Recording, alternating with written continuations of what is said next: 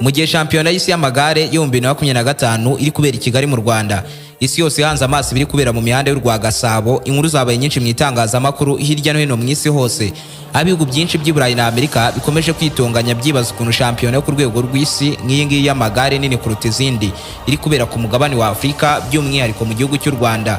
Hakibazwa impamvu ariko ari nacyo gihugu cyahiswemo kuruta ibindi kuri uyu mugabane.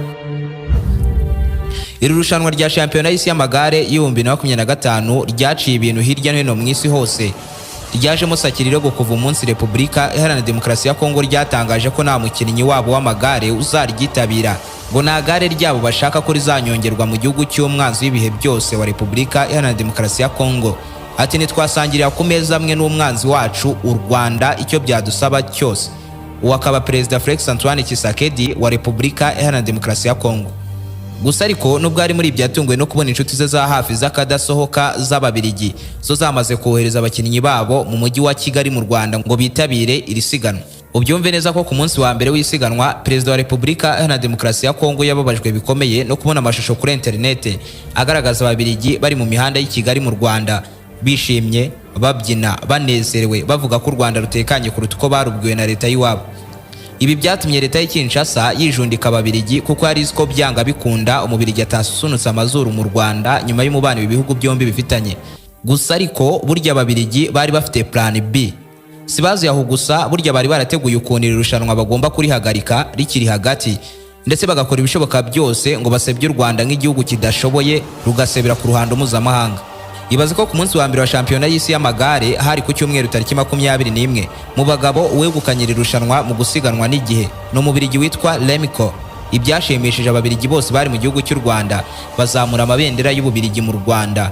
Konga kajinya karabica, ndetse no mu Bubirigi nibabyishimira kuko bahise bahekenya amenyo, bahita berekana intego yabo nyakuri yuko atari ugutwara irushanwa ahubwo bashaka gushyira hasi u Rwanda, kuko bahise batangira kuzamura ibibazo by'uko u Rwanda rutakagombye kuba rwarakira irushanwa kubera ko rwatangije intambara muri Repubulika Iharanira Demokarasi ya Kongo.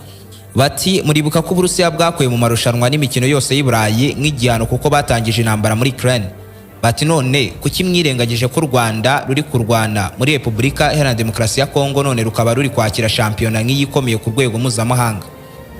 Ubyumve neza ko Ububirigi bwapanze guhagarika aya marushanwa kuva ku itangiriro kuko bari barateguye abanyamakuru bakomeye ba politike mu Ububirigi bafite yisumbuye mu gusenya ubusugire bw'u Rwanda ku ruhando mpuzamahanga, bakaza bigize nk'aho ari abakinnyi.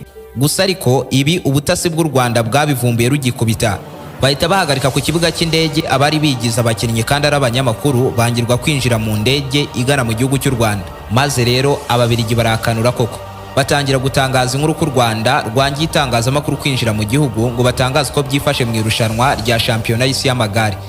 Gusa ariko burya umwijuto w'ikinonko nubuza imvura kugwa kuko shampiyona irakomeje.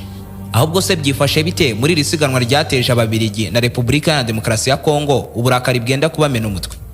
Muhaye ikaze kuri umuyoboro mugari w'ibyegeranye mu Rwanda. Nimba ari ubwa mbere uhageze cyo usabwa no gukanda subscribe ugafungura insogera kugira ngo ukomeze gutungurwa no gusobanukirwa na byinshi cyane bimeze nk'ibicanganye kuri iyi sinzi madutuye. Ndi Aime Christian. Ikaze.